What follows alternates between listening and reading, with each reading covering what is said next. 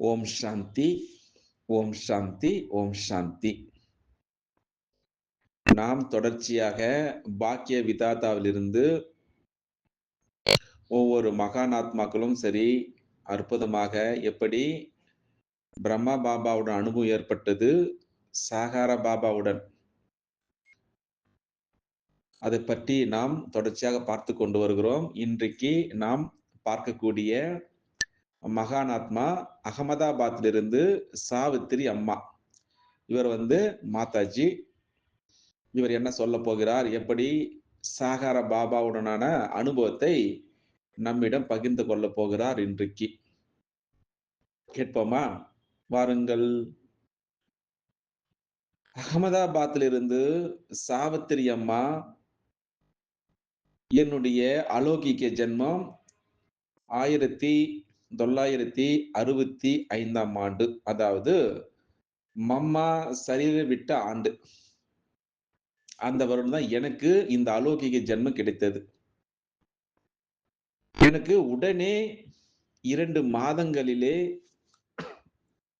மதுபனில் இருக்கக்கூடிய பாபாவை சந்திக்க வந்துவிட்டேன் அப்படின்று தன்னுடைய அனுபவத்தை ஆரம்பித்து நம்மிடம் சொல்லிக்கொண்டு இருக்கின்றார்.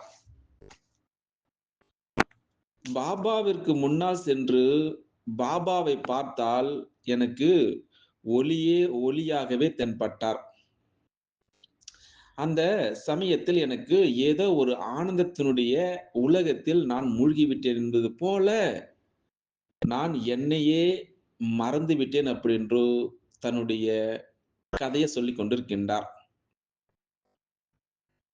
சிறிது நேரத்திற்கு பிறகு பாபா, மகளே ஏதேனும் கூறுங்கள் அப்படி என்று பாபாவுடைய அந்த மதுரமான ஒலி, அந்த இனிமையான ஒலி என்னுடைய காதில் விழுந்தது அப்படின்னு சொல்கின்றார். ஆனால் நானோ பாபாவை பார்ப்பதிலேயே மூழ்கிவிட்டேன். என்னுடன் ஒரு சகோதரியும் இருந்தார் அந்த சமயத்தில்.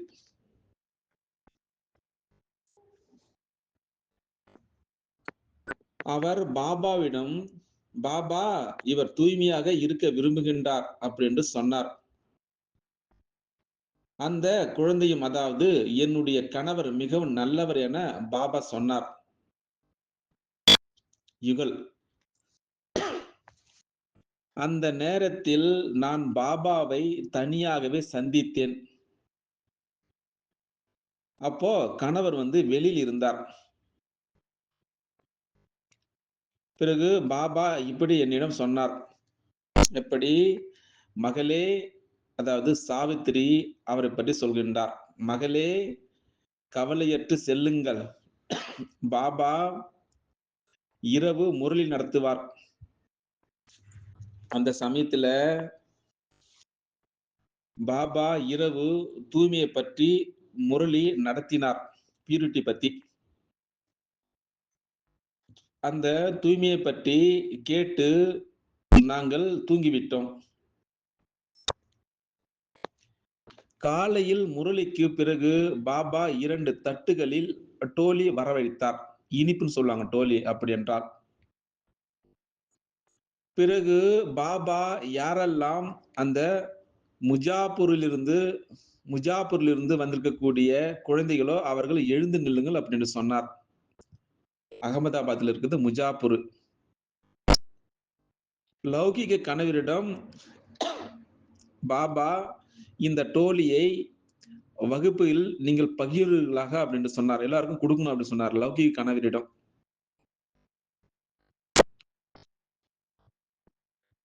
அதற்கு அவர் செய்வேன் என சொன்னார். அதற்கு பாபா செய்வார் அவர் அப்படி என்று சொன்னார், நம்பிக்கை வைத்தார். இந்த டோலியை யார் தர முடியும் அப்படி என்று உங்களுக்கு தெரியுமா அப்படி என்று கேட்டார். பாருங்கள், எந்த குழந்தை தூய்மையாக இருக்கின்றார்களோ அவரே இந்த டோலியை பகிர்ந்து தர முடியும் அப்படி என்று பொதுவெளியில் சொன்னார். அப்பொழுது என்னுடைய லௌகிக் கணவர், ஆங் பாபா, நாங்கள் தூய்மையாக இருப்போம் அப்படின்னு சொன்னார். உடனே பாபா அங்கு இருக்கக்கூடிய இந்திர சபையில் இருக்கக்கூடிய அந்த சபையினரை பார்த்து, "குழந்தைகளே அனைவரும் கைத்தட்டுங்கள்" அப்படி என்றார்.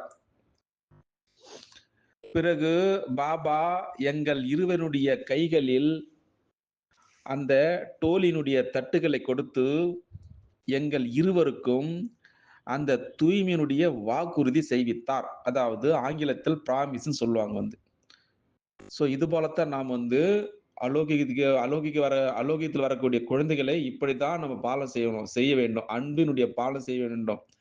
அவர் வெளியில சாப்பிடுகின்றார், இவரு முரளி கேட்பதில்லை அப்படி என்று சொல்லாமல், முதலில் இப்படி யுக்தியாக அவர்களுக்கு அந்த ஞானத்தை புரிய வைக்க வேண்டும். எப்படி சாகார பாபா செய்திருக்கிறார் பாருங்கள். இப்பேற்பட்ட சாதுரிய புத்திவானாக இருந்தார் பாபா. எப்படி சாவித்திரி அம்மா தன்னுடைய அனுபவத்தை சொல்கின்றார் பாருங்கள். இன்னொரு முறை அடுத்த ஒரு அனுபவத்தை நம்மிடம் பகிர்ந்து கொள்ளப் போகின்றார். இப்படியாக இந்த விஷயம் நடந்த பிறகு நாங்கள் அடுத்த முறை பாபாவை சந்திக்க மதுபனிற்கு சென்ற பொழுது, பாபாவை சந்தித்தவுடன் பாபாவை நான் கேட்டேன். என்ன கேட்டேன்? பாபா, நீங்கள் ஏன் என்னை பெண்ணாக படைத்தீர்கள் அப்படின்னு கேட்டேன். பெண்கள் படிக்க வைப்பதில்லை, அடுத்தவர் செல்வம் என கூறி அப்படித்தான் அழைக்கின்றார்களே அப்படி என்று கேட்டேன். அதற்கு பாபா இப்படி சொன்னார் பதில். என்ன பதில்? மகளே, நீங்கள் ஆணாக இருந்தால் பாபா உங்களுக்கு எப்படி ஞான கலசம் கொடுப்பார் அப்படின்னு கேள்வி கேட்டார். யார் மேல ஞான கலசம் வைக்கின்றார்? மாதாக்கள் மேலத்தான் ஞானத்துடைய கலசத்திற்கு அதிகாரிகள் ஆகின்றார்கள். இது ஒரு அற்புதமான அனுபவம். அந்த ஞான கலசத்தினை பாபா தாய்மார்களுக்குத்தான் கொடுத்திருக்கின்றார். நீங்கள் அதிகமானோருக்கு நன்மை செய்ய வேண்டும். நீங்கள் பெண்கள் அல்ல, நீங்கள் சக்தியாகிறீர்கள் அப்படின்னு சொன்னார். அது மட்டுமா, அதிகமாக படிக்கவில்லையா? அதுவும் மிகவும் நல்லது. இல்லையா என்றால் படித்ததை எல்லாம் மறக்க வேண்டியிருக்கும் அப்படின்று அற்புதமான ஒரு எங்களுக்கு புரிய வைக்கும்படியான விஷயத்தை சொன்னார். என்ன சொன்னாரு? அதிகமாக படிக்கவில்லையா? மிகவும் நல்லது. இல்லையா என் படித்ததை எல்லாம் மறக்க வேண்டியிருக்கும். இது ஓகேவா? நீங்களோ கடவுளிடம் படிக்க வேண்டும். நீங்கள்லாம் யாரு? சக்திகள். நீங்கள் இறைவனுடைய மாணவர்கள் அப்படின்னு சொல்லி எங்களுக்கு அறிவுரை சொன்னார். ஞான ரத்தினங்களுடைய வியாபாரம் செய்ய வேண்டும் நீங்கள். என்ன வியாபாரம்? ஞான ரத்தினங்களுடைய வியாபாரம் செய்ய வேண்டும். இதுதான் மிகப்பெரிய பிசினஸ் சொல்லுவார் வந்து. இதுதான் மிகப்பெரிய வியாபாரம் செய்ய வேண்டும். அப்போ நான் என்னுடைய நிலையை அறிந்து நெகிழ்ந்து விட்டேன். என்னுடைய மகிழ்ச்சி எவ்வளவு தெரியுமா? ஒரு அளவுகோலே இல்லாமல் போய்விட்டது அந்த நேரத்தில்.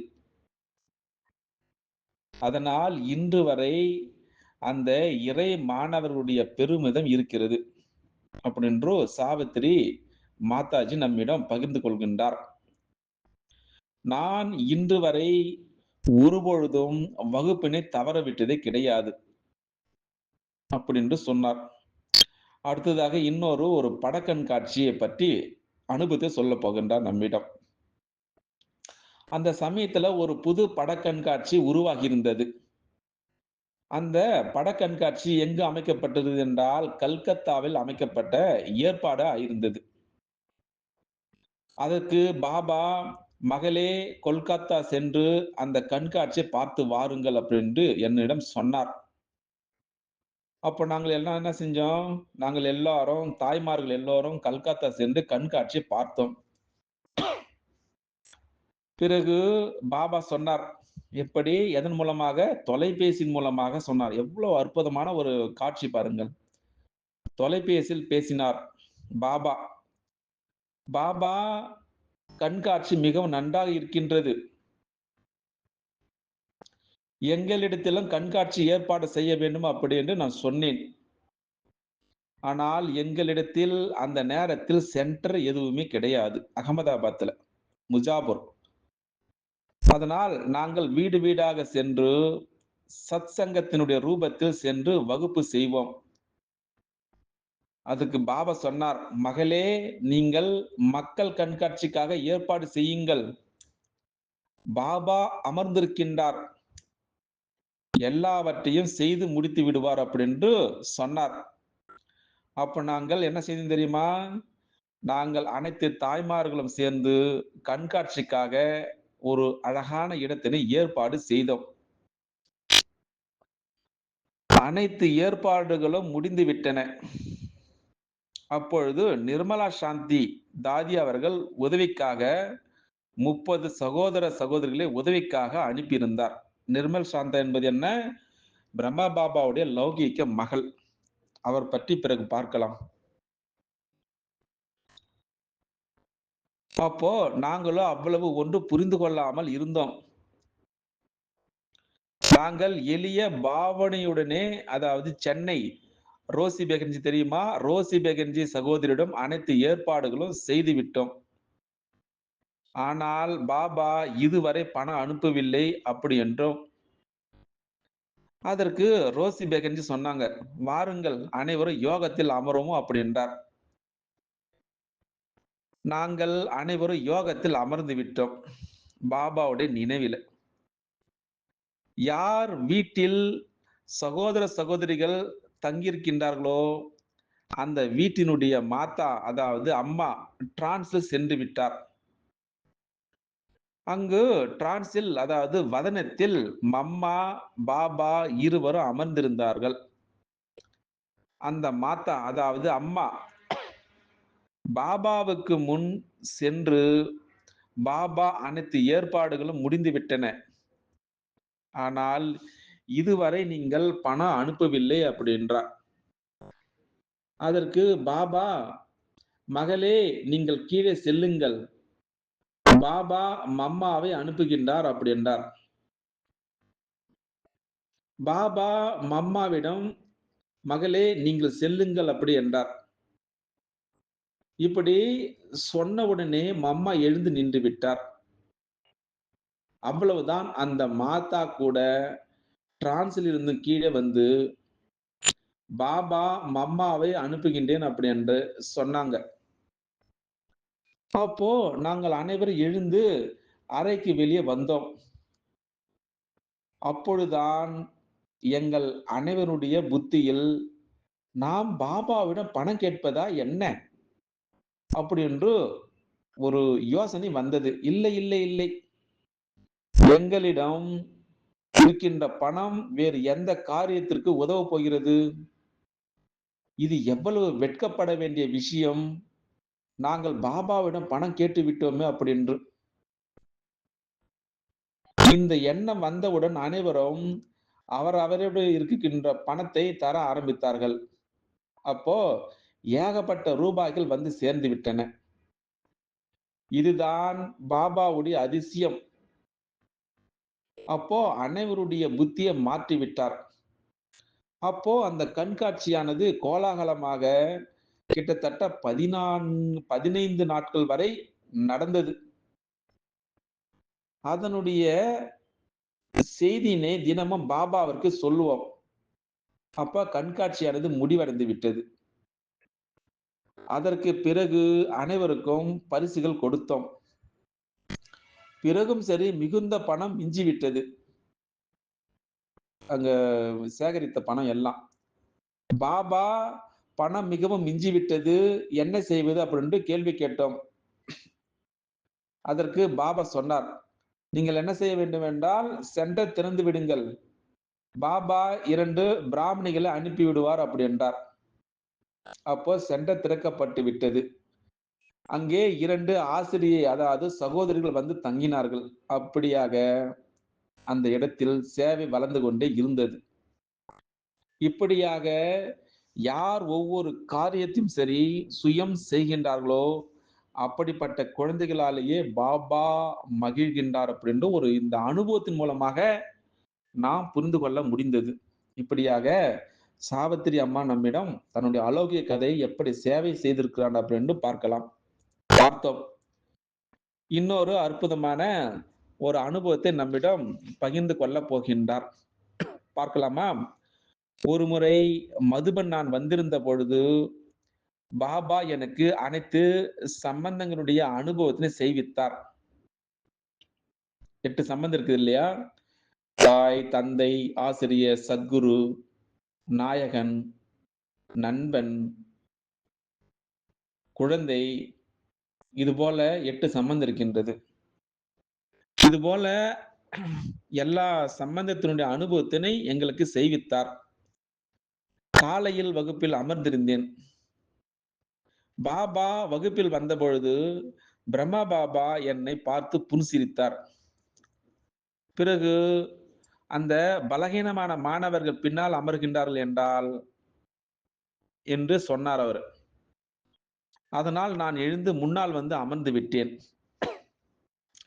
பாபா 10 நிமிடங்கள் எனக்கு திருஷ்டி கொடுத்தார். அதாவது மேலே இருந்து ஒளி வந்து பாபாவில் பிரவேசித்தது. அப்போ பாபாவுடைய முகம் ஒரே அடியாக எப்படி தெரியுமாகிவிட்டது? ரோஜா மலர் அந்த வண்ணமாகிவிட்டதை போல நான் அனுபவம் செய்தேன், பார்த்தேன். அந்த சமயத்தில் எனக்கு எந்த ரூபம் தெரிய வந்தது தெரியுமா? சத்குருவினுடைய ரூபம் எனக்கு தெரிய வந்தது.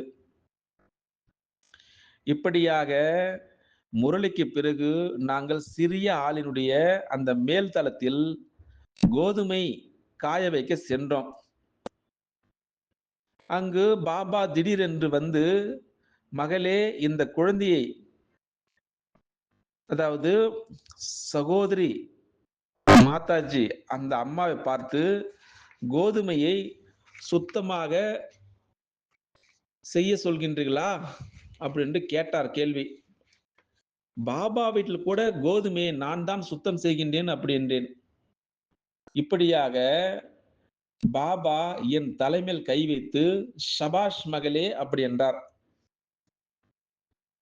யார் ஒவ்வொரு காரியத்தையும் சரி சுயம் தானே செய்கின்றார்களோ இந்த மாதிரி பிள்ளைகளாலேயே பாபா மகிழ்கிறார் அப்படின்னு சொன்னார்.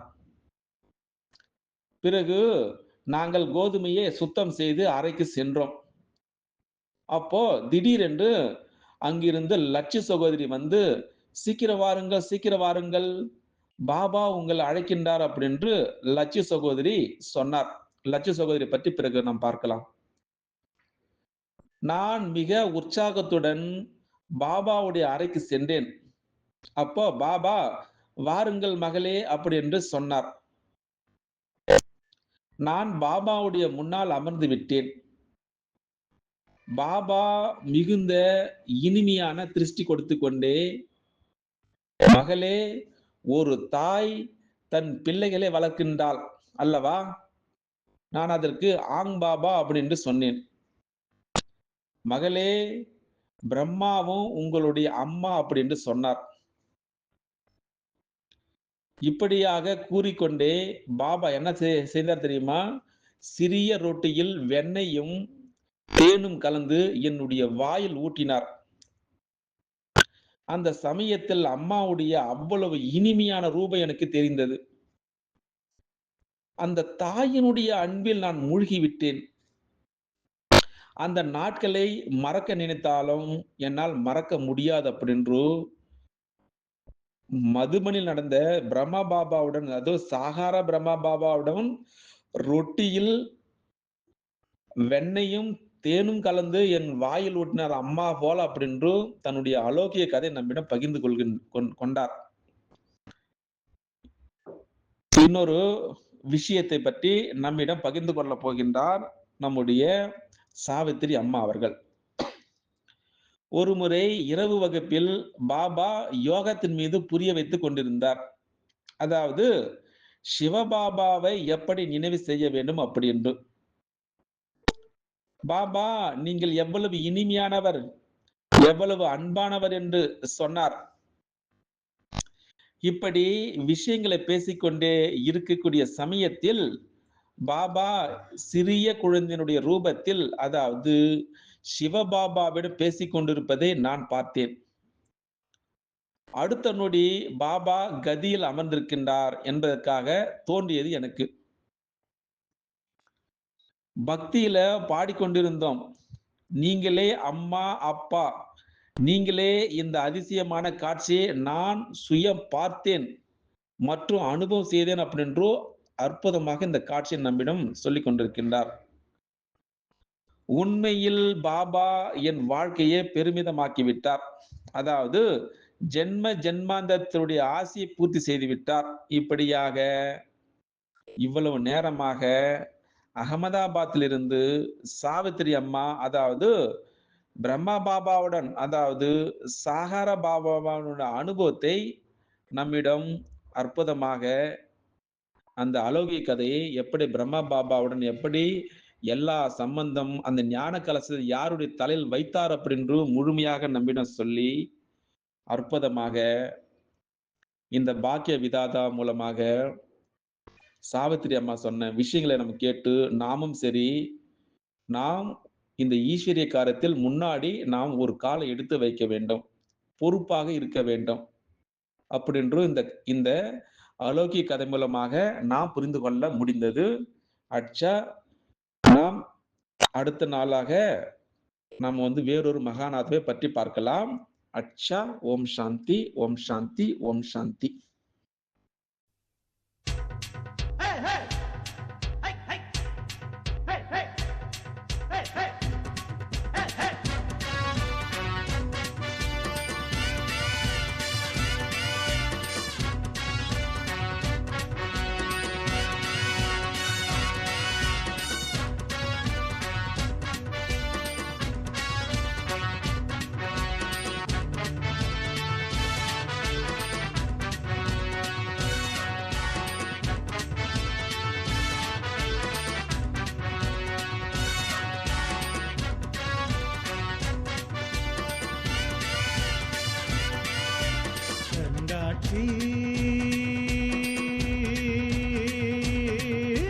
கண்காட்சி சமூக நல கண்காட்சி, கண்காட்சி உலக நல கண்காட்சி, மக்கள் நலம் மனதில் கொண்டே மகிழ்ச்சி உணர்வு தர இங்கே, மக்கள் நலம் மனதில் கொண்டே மகிழ்ச்சி உணர்வு தர இங்கே வந்திருக்கும் கண்காட்சி, வந்திருக்கும் கண்காட்சி, கண்காட்சி கண்காட்சி சமூக நல கண்காட்சி.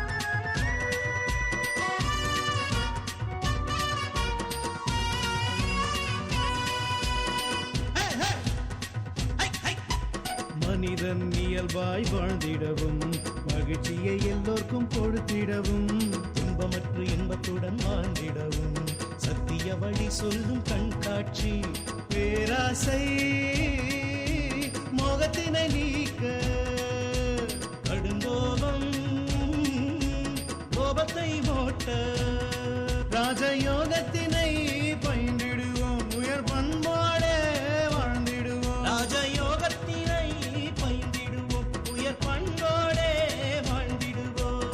கண்காட்சி கண்காட்சி சமூக நல கண்காட்சி, கண்காட்சி உலக நல கண்காட்சி,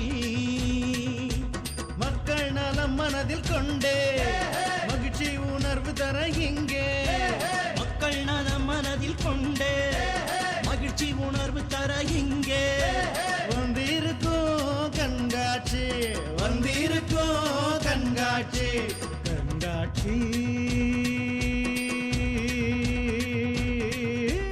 கண்காட்சி சமூக நல கண்காட்சி.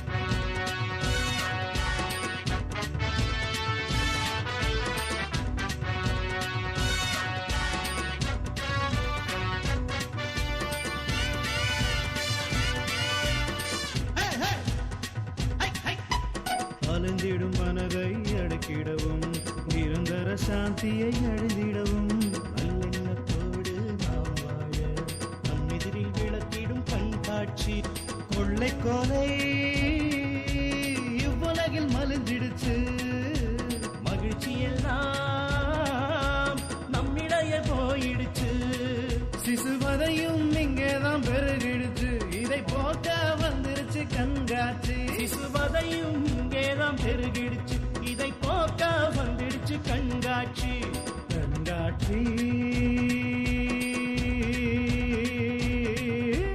கண்காட்சி சமூக நல கண்காட்சி கண்காட்சி உலக நல கண்காட்சி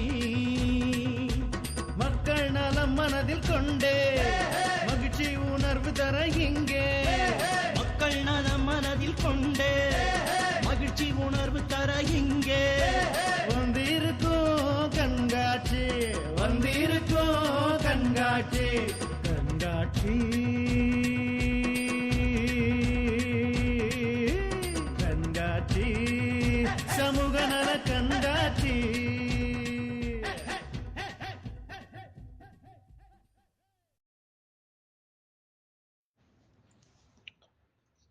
ஓம் சாந்தி, ஓம் சாந்தி, ஓம் சாந்தி. நாம் தொடர்ச்சியாக பாக்கிய விதாதாவிலிருந்து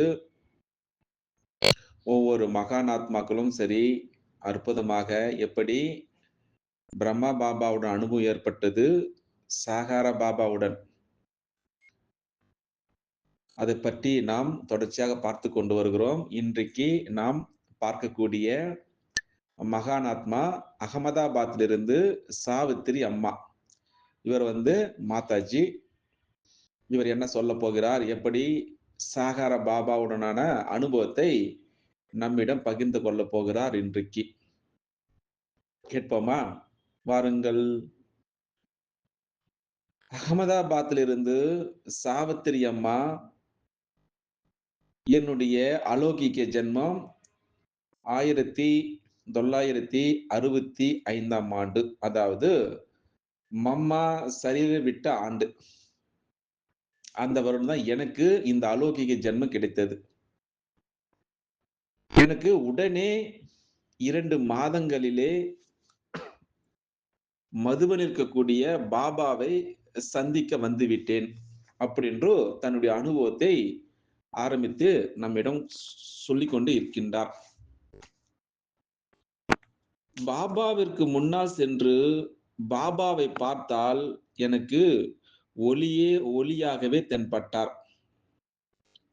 அந்த சமயத்தில் எனக்கு ஏதோ ஒரு ஆனந்தத்தினுடைய உலகத்தில் நான் மூழ்கிவிட்டேன் என்பது போல நான் என்னையே மறந்து விட்டேன் அப்படின்று தன்னுடைய கதையை சொல்லிக் கொண்டிருக்கின்றார்.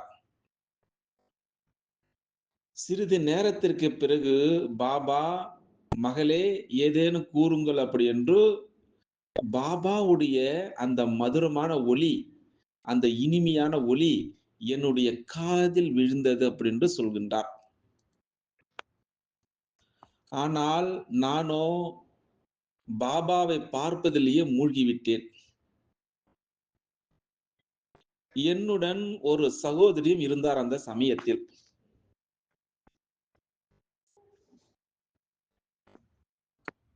அவர் பாபாவிடம், பாபா இவர் தூய்மையாக இருக்க விரும்புகின்றார் அப்படி என்று சொன்னார்.